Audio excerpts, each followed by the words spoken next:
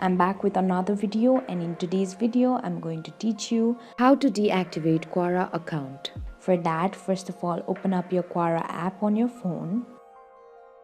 After you open up your app, on top left you'll see your profile icon. Tap on it. At the bottom of your screen you'll see the option of settings. Tap on settings. Now go to privacy. Scroll down and there you'll see the option of deactivate account. Tap on it. A pop-up message will appear on your screen asking if you're sure you want to deactivate your account. Tap on deactivate. This way you can easily deactivate Quora account. Thank you for watching. If you liked the video, please hit the like button. If you want to see more tutorial videos, hit the subscribe button, and if you have something to say, please leave a comment.